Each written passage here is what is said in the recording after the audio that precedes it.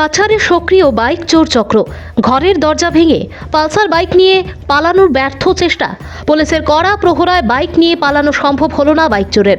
পিছু ধাওয়া করলে বাইক ছেড়ে পালিয়ে যায় চোর চক্র। ঘটনা Silchar national highway petrol post এলাকায়। ঘটনা বিবরণে জানা যায়, শনিবার শিলচর ন্যাশনাল হাইওয়ে পেট্রোল পোস্টের ইনচার্জ কপিল দেবনাথের নির্দেশে এএসআই আব্দুল হক লস্কর দলবল নিয়ে নাইট পেট্রোলিংয়ে ছিলেন। চেংকুড়ি এলাকা পেট্রোলিং করার সময় একটি পালসার বাইকের পিছু ধাওয়া করে পুলিশ। চোর পুলিশকে দেখে বাইক নিয়ে ক্ষেতের জমিনে পড়ে যায়। স্থানীয় লোকেরা পুলিশের গাড়ির শব্দ শুনে ঘর থেকে বেরিয়ে আসেন। তখন বাইক চোর সুযোগ বুঝে পুলিশের চোখে ধুলো দিয়ে বাইকটি ক্ষেতের জমিতে ফেলে দিয়ে পালিয়ে যেতে সক্ষম হয়। কিছু সময় পর চুরি হয়ে যাওয়া বাইকের মালিক ঘটনাস্থলে উপস্থিত হন।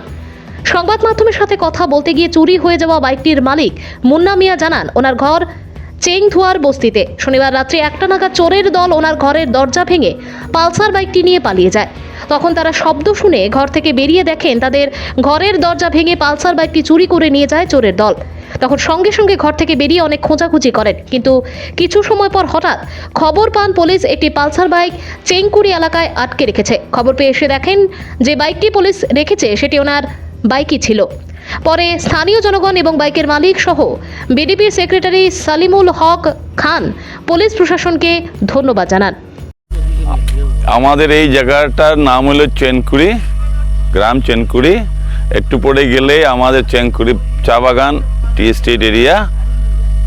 গতকালকে রাত্রে প্রায় 3 ঘটিকার সময় আমাদের ন্যাশনাল পিপি সেকেন্ড ইনচার্জ লস্করবাবু 3 ঘটিকার সময় আমার চেনকুড়ি রাস্তা নিয়ার প্রেরণা স্কুলের পাশ থেকে দুটা চোর একটা বাইকে পিসা লয়েছিল। সেই পিসার করতে আমাদের চেংকুড়ি গ্রামে এসে গম্ভীর সিনহার বাড়ির সামনে একটা ক্ষেতের জায়গা ছিল। সেই ক্ষেতের জায়গায় বাইকটা ফেলে গিয়ে চেংকুড়ি বাগানের দিকে চলে গেছে।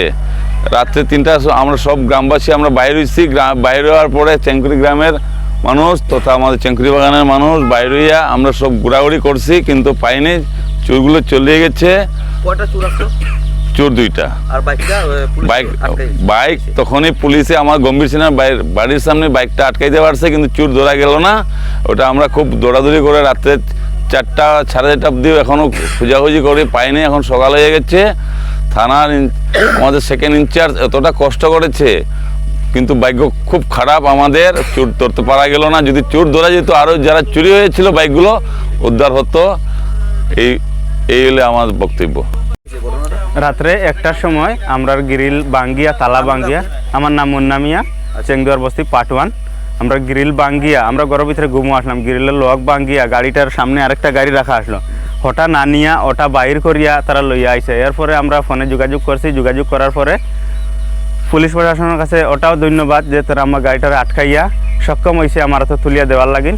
তারা আমি ধন্যবাদ জানাই। আর আমরা এই গাঁওর মাঝে অনেক চুরি হয়, বারবার চুরি হয়। ওটা আমার রিকোয়েস্ট আছে যে এটার লাগিন কোনো একটা ব্যবস্থা করা হয়। বারবার আমরা গাড়ি এখান থেকে আগেও ওরকম 4-5টা চুরি হয়েছে, আমরা এটা ধরতাম পারছি না।